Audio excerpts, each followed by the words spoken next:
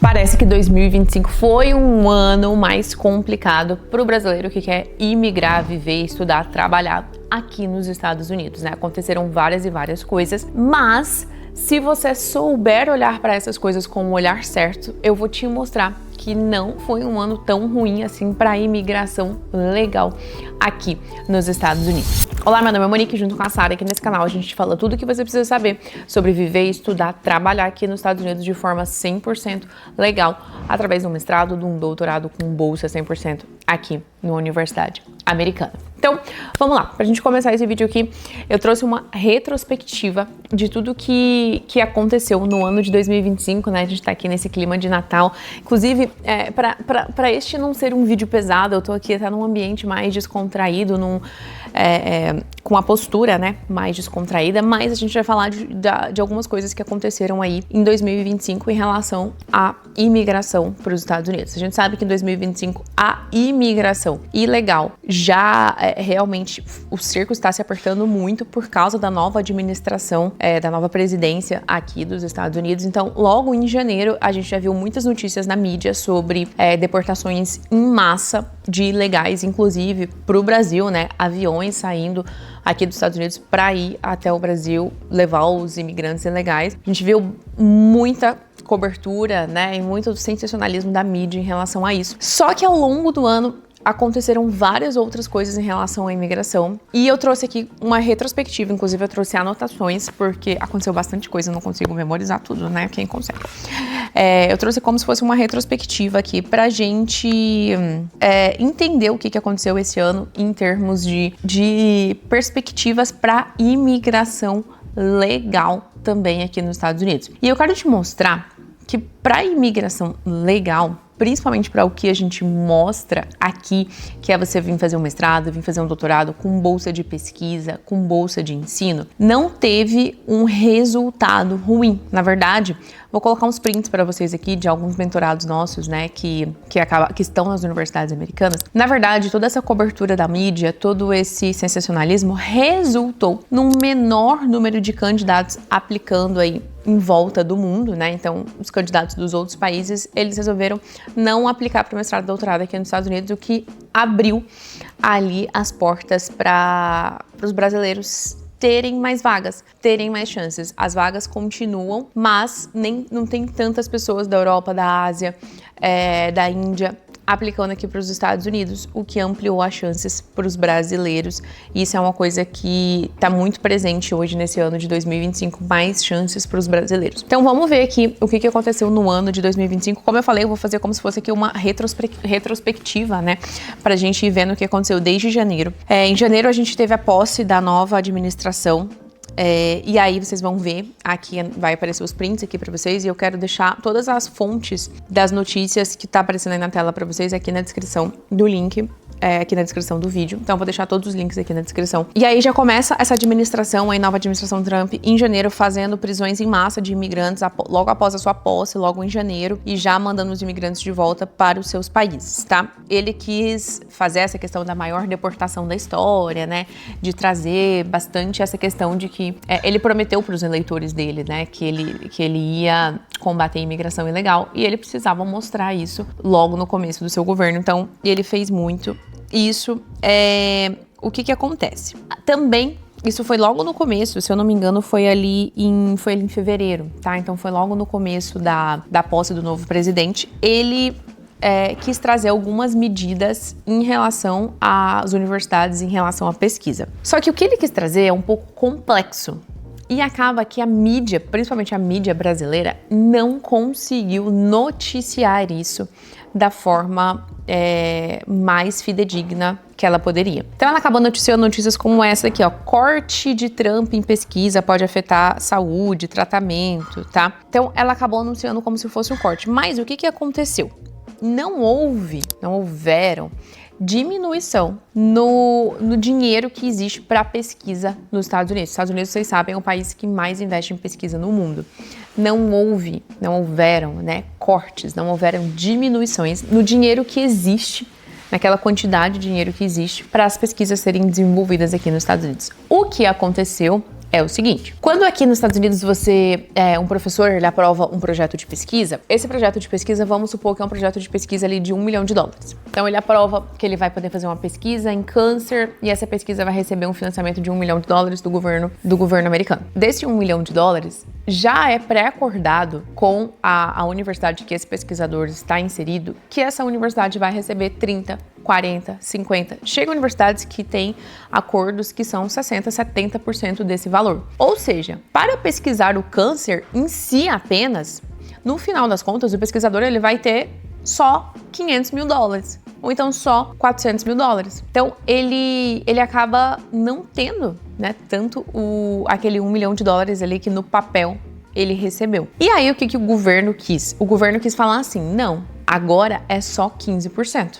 Então, agora, desse $1 milhão que eu estou dando para uma pesquisa de câncer, apenas 150 mil vai poder ir para a universidade cobrir os custos dela aí de infraestrutura, por exemplo. As universidades, elas falam que tem muito custo de pessoas, né? Mas geralmente o pesquisador está recebendo aquele dinheiro, ele contrata as próprias pessoas do time dele, né? Enfim, foi isso que o governo fez. Só que assim, rapidamente as universidades contestaram, entraram com liminares para que essa nova regra não fosse colocada em prática. Por causa dessas liminares, a corte já bloqueou e aí está em processo litigioso ainda, o que significa que, na prática, esse corte, né, que as universidades só podem receber 15% dos projetos de pesquisa, ele não tá valendo.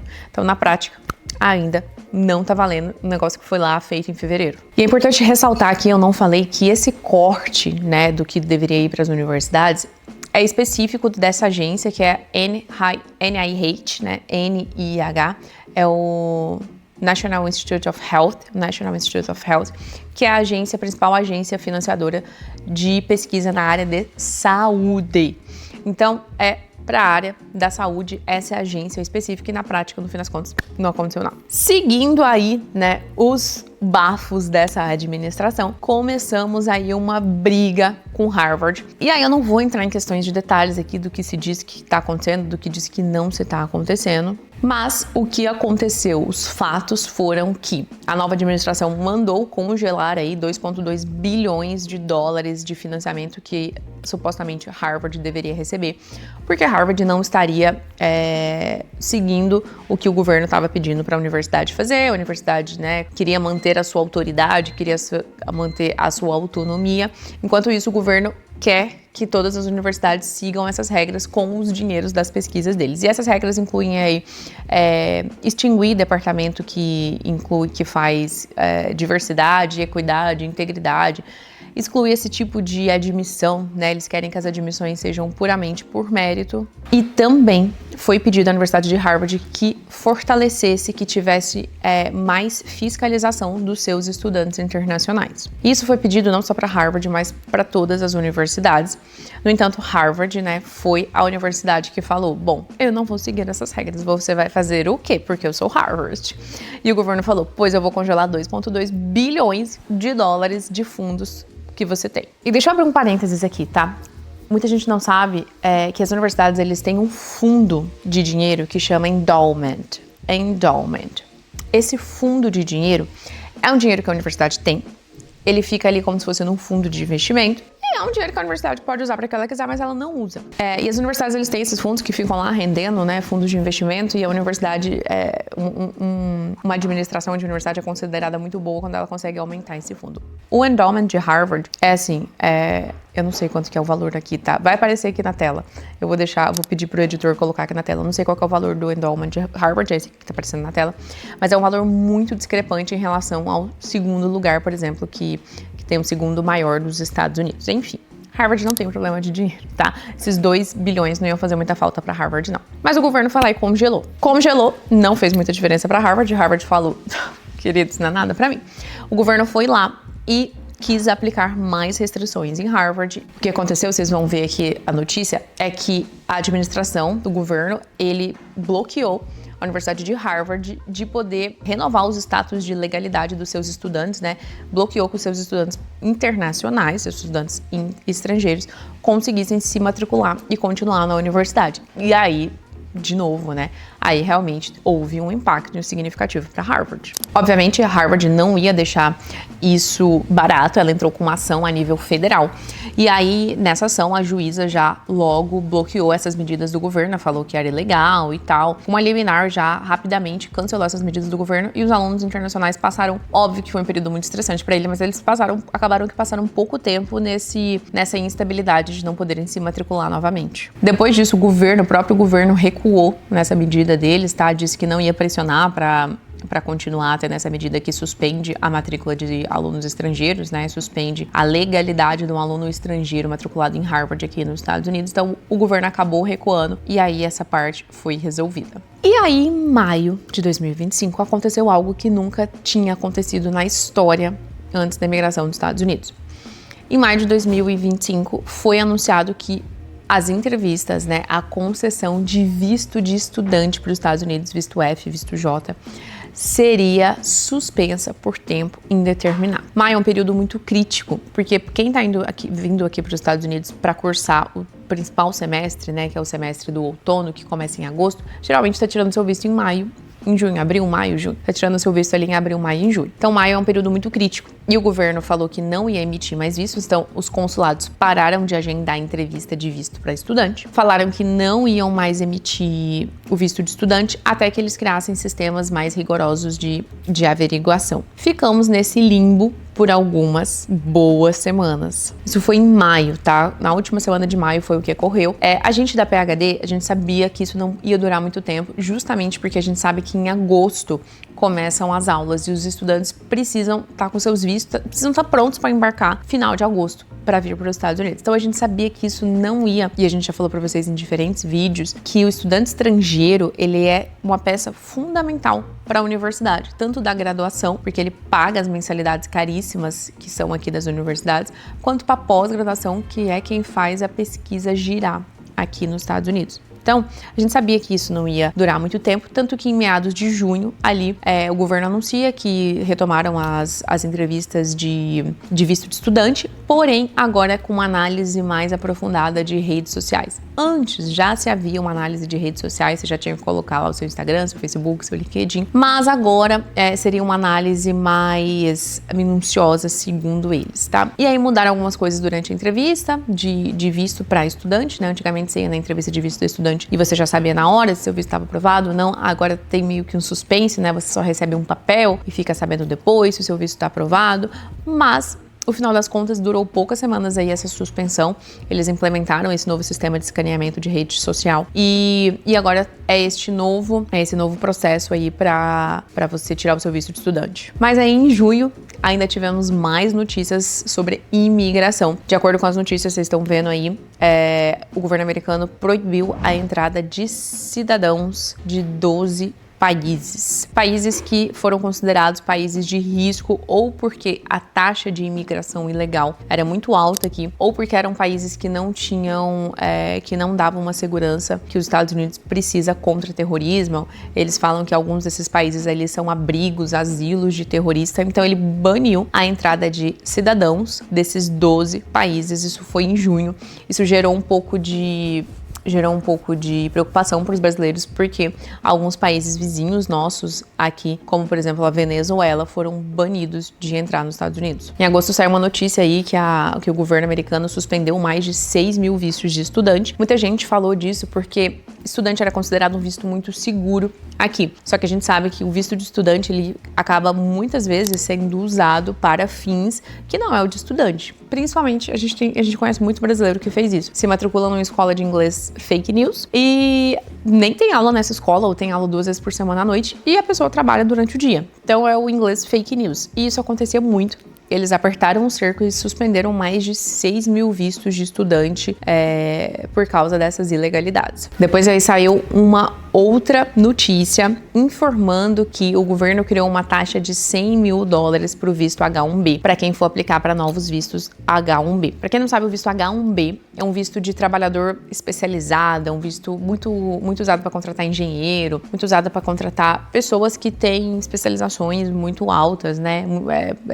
Principalmente a área de tecnologia. As empresas tech, elas contratam muitos estrangeiros lá dos países deles para vir para cá através do visto H1B. E aí, o governo anunciou uma taxa de $100.000 para você trazer um estrangeiro de outro país com visto H1B. No entanto, a maioria das mídias aí, elas não explicaram que essa taxa só se aplica para quem está fora dos Estados Unidos e está aplicando para um visto H1B para vir de fato para cá. Então, o indiano que está lá na Índia, por exemplo, o indiano é muito engenheiro, que o Google quer contratar ele para vir para cá, vai ser mais difícil porque vai ter essa taxa de $100.000. Agora, se o Google quiser contratar um brasileiro ou até mesmo um indiano, que acabou de fazer o seu PhD, o seu doutorado em engenharia mecânica aqui numa universidade e já está aqui nos Estados Unidos, ele só vai mudar de estado, ele não vai precisar pagar essa taxa de $100.000. Então, essa taxa só se aplica para a pessoa que está vindo de fora e não se aplica para a pessoa que está mudando de status. E por último, já se aproximando do final do ano, na época ali do Thanksgiving,